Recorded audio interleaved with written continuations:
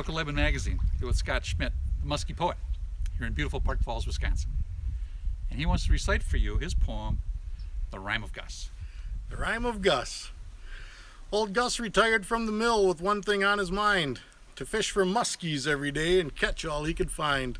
In Gus's dreams there was a fish as long as Gus was tall.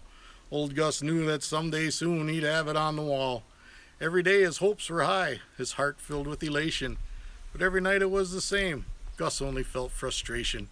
He fished the weeds, he fished the rocks, he fished the deepest spots. He put his time in on the lakes, but lucky Gus was not. One day old Gus found a spot way back in on the flowage. No one ever fished that place, not to Gus's knowledge. Weedy, deep, and full of rocks. The perfect place, it seemed. Old Gus had finally found the home of the muskie of his dreams. The sky was dark, the air was warm, the wind not very strong, so Gus tied on his favorite bait, a bucktail, black and long. Gus's rod was new and stout, graphite, strong yet light. His line was heavy mono, his drag was set just right. He packed his cheek with a fresher chew and spit some on his bait, then cast it near some sunken weeds.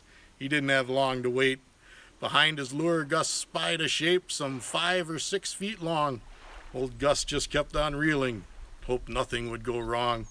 His cast was done, the line reeled in, the muskie was too late. But Gus remembered a little trick. He did a figure 8. The monster hit next to the boat. Gus shuddered at its size. Gus was amazed. There had to be a foot between its eyes. He set the hooks. The fight was on. The fish gave a mighty pull.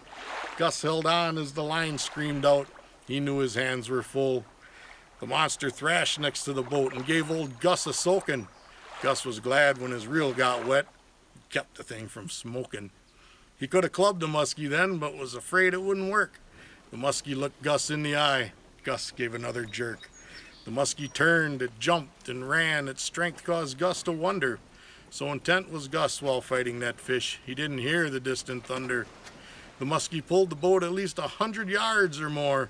The battle raged across the lake, a long, long way from shore. Old Gus's arms were getting weak as the muskie dived and swirled, but he knew he couldn't lose that fish. It was the biggest in the world. So an hour after Gus made his cast, the battle was nearly done. The muskie made a last-ditch pull, and Gus knew he had won. His mind was all aflood with thoughts of newspapers and TV. That this massive fish would bring Gus fame was very plain to see. With ready gaff in his right hand, the left with rod tip high, poor Gus was never ready for the lightning from the sky. That awesome bolt stopped Gus's heart. It shocked the muskie dead. They found them both there in the lake, floating head to head. Gus's funeral was unique, but everybody knew that what they'd done was just the thing old Gus would want them to. They buried Gus and the muskie together. The epitaph goes like this: "Here lies a man with no regrets. He died while catching fish." The end.